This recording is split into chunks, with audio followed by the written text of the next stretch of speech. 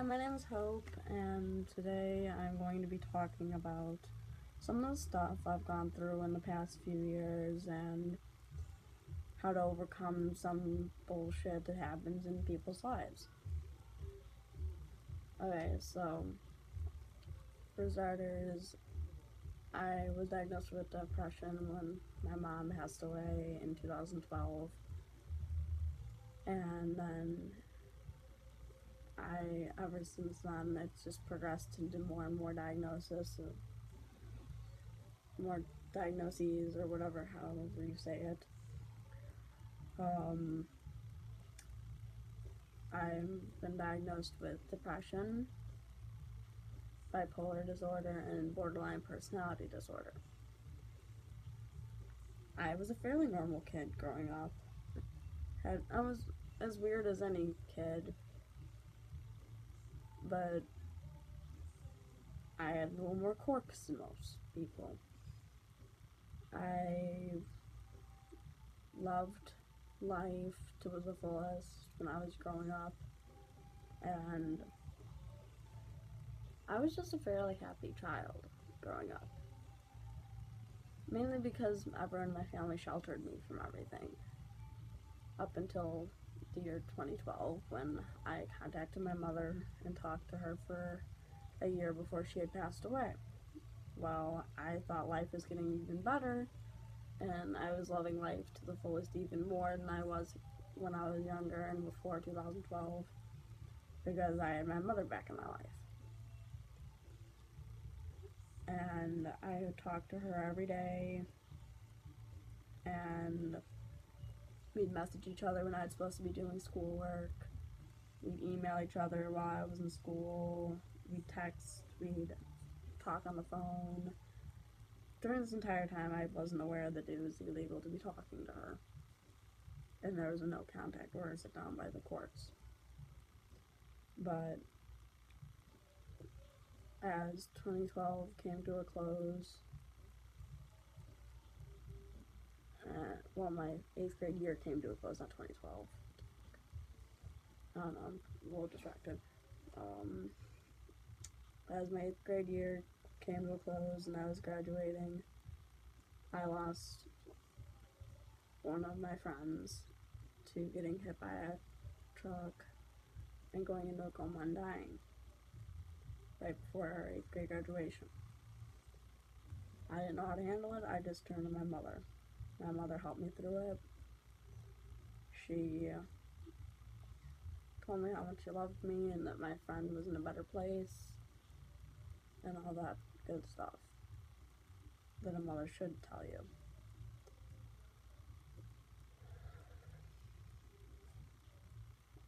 Well, I graduated 8th grade, and right before I was going into my freshman year, I was sitting in my room with my sister. We were talking and stuff and just hanging out. Well, both my stepmom and my dad walked into my room. They looked directly at me, they looked at each other, and then looked at my sister, and then back at me. My dad looks at me and he's like, well, your mother killed herself. And I paused for a moment and I just was in shock for a few seconds, and I hit the ground hard as hell and started bawling my eyes out. My dad just walked out of the room and he didn't say anything else. He didn't tell me how she killed herself, and he didn't tell me anything else. My stepmom and my sister comforted me, and all I wanted to do was crawl into a ball and die. I had lost my best friend, and there was no getting her back. Well, I went into my freshman year depressed and unsure of myself, and I didn't know I was lost. Like, I was lost without my mom.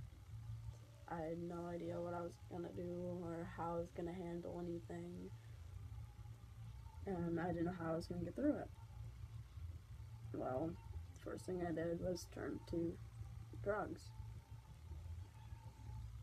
I had already been smoking pot and drinking and smoking cigarettes for a few years before my mom died. But after she died, I took a heavier route. I would do a bunch of heavier drugs that I probably shouldn't have been able to get a hold of at my age, but I could.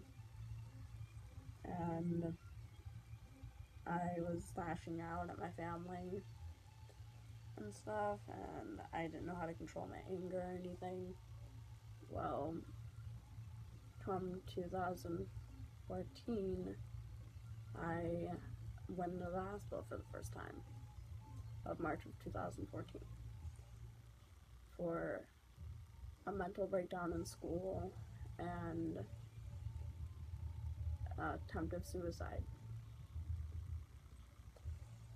My parents, my stepmom and my dad, they were in shock. They didn't understand. They couldn't even think to fathom that their child wanted to kill themselves.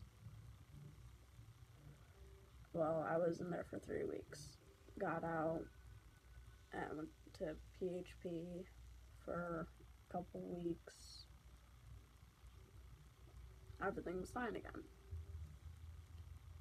Well, then I started running away because stuff at home started getting worse and worse and worse as I went on. I started running away. I ran away. First time I got up to my school from a friend's house after school with a book bag filled with clothes, and a friend had told my parents where I was. Well, they had called the cops and said I was a runaway. And I was missing for a total of 7 hours. I ran away for 7 hours, and the cops picked me up. I told them if they took me home, I was going to kill myself. Sent me back to the hospital. I was there for 2 weeks. Got out. Everything seemed like it was going to be okay. Things started getting better at home little by little. Well, right after my birthday, I ran away again. I was missing for 4 days. I was on a bunch of heavy drugs. I was doing stupid things that I probably shouldn't have been doing, and yeah, came home because I ran out of places to stay, and came home at 6 in the morning one morning. Knocked on my window, woke my sister up, told her to let my ass in. She went and woke up my parents. They made me take a shower because I hadn't showered in days. It looked like I hadn't eaten in days either because I hadn't. And you could just tell I was coming off heavy drugs. Because, I was shaking and all that. They wouldn't let me near my sister. They didn't know what to expect. Because the rumors they had heard was that I had run away because I had gotten pregnant 9 months previous, and I had given up my baby to some woman in Georgia and was going to get my child back. Wasn't true. I swear on my life, it wasn't true. And the other one, this is my favorite one. I went and joined the Latin Kings. I was initiated in the Latin Kings. For one, I am not Latino. I am white. For two, I am not a guy. I don't see how I can be a Latin King. But I don't know. But anyways, I was in the hospital. Was there for 2 weeks. Sent me to residential rehab center for 2 months. Got out. Everything was fine. Come this year, I ran away again for a week. My parents didn't call the cops. Came home at 2 in the morning because my boyfriend at the time made me go home. And I did. I woke up later on that day.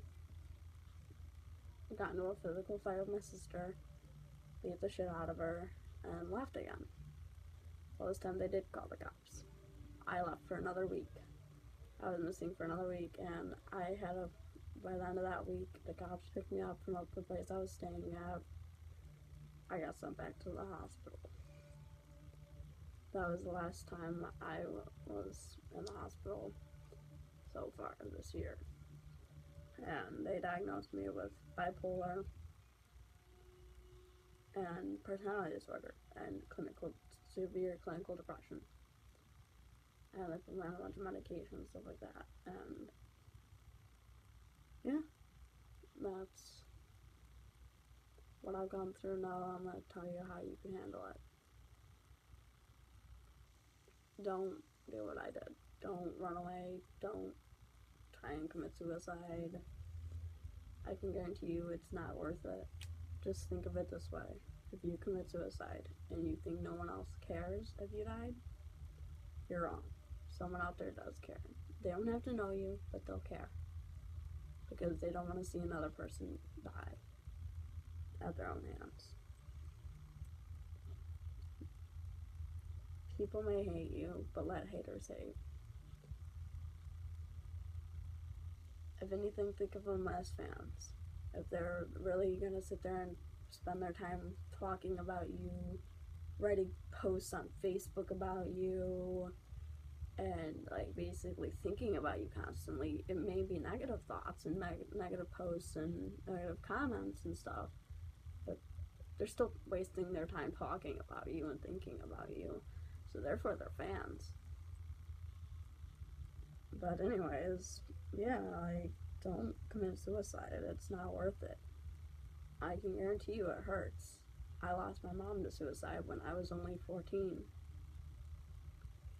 And it still hurts. It's been 4 years since she died, and I am still not over it. The anniversary of her death was just July 30th, and my family took me on vacation, and they took me to a water park that day, and I literally just sat in the hot tub the entire time just sulking because I couldn't feel anything but pain and misery at that point, because losing someone that special to you, it hurts, and that pain will never go away.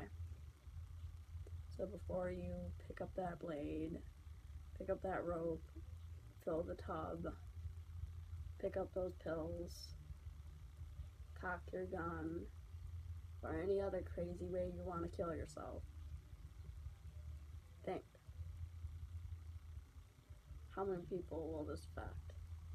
How many people will lose a loved one? And you just gotta think to yourself, do I want to put my family and friends through that pain? And the answer is no. You don't want to do that to people. You wouldn't want them to do it to you, so why do it to them? Well, that's the end of my video. Stay strong, people. Love you.